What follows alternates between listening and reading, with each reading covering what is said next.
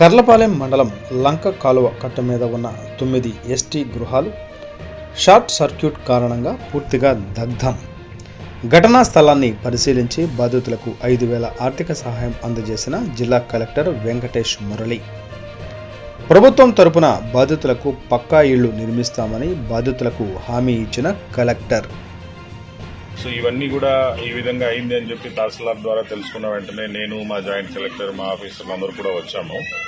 ఇప్పుడు ఇమీడియట్ గా వాళ్ళందరికీ కూడా రైసు, పప్పు ఇవన్నీ సప్లై చేయడం జరిగింది. భోజనాలన్నీ కూడా పెట్టడం జరిగింది. వాళ్ళకు రగ్గులు కూడా సప్లై చేశాము. ప్రతి కుటుంబానికి 5,000 చొప్పున ఇచ్చేదానికి కూడా రెడీ చేశాము. కొన్ని కుటుంబాలకు ఇప్పుడే ఇచ్చాము, మిగతా కూడా తహసీల్దార్ ఇస్తూ ఉన్నారు. ఇప్పుడే నేను రాష్ట్ర స్థాయిలో ఉన్నటువంటి ఉన్నతాధికారులతో, డిజాస్టర్ మేనేజ్మెంట్ అధికారులతో మాట్లాడాను. 40,000 రూపాయలు సీఎం గారి సహాయ నిధి నుంచి ఇచ్చేదానికి ప్రపోజల్స్ పంపిస్తే వెంటనే ఇచ్చేస్తామని కూడా చెప్పారు. సో ఈ రోజే ప్రపోజల్స్ కూడా పంపుతాము. ప్రాబబ్లీ ఒక 1 వీక్ లోపల ఆ డబ్బులు కూడా వీళ్లకు సహాయం చేయడం జరుగుతుంది. వీళ్ళకి ఇక్కడే కాలనీలో ఇళ్ల స్థలాలు కూడా ఇవ్వడం జరిగింది. ఆ ఇళ్ల స్థలాల్లో వీళ్ళు ఇంతకు ముందే వెళ్లి రేకుల షెడ్ల లాగా టెంపరీగా వాళ్ళ సొంత డబ్బుతో వేసుకున్నామని, అక్కడ తాగడానికి నీళ్లు సరిగా లేకపోవడం వల్ల మళ్లీ వచ్చి ఈ కాలువ కట్ట మీద ఉంటున్నామని చెప్తా ఉన్నారు. కాబట్టి ఇప్పుడు నేను వెంటనే పీడీ హౌసింగ్ తో కూడా మాట్లాడడం జరిగింది.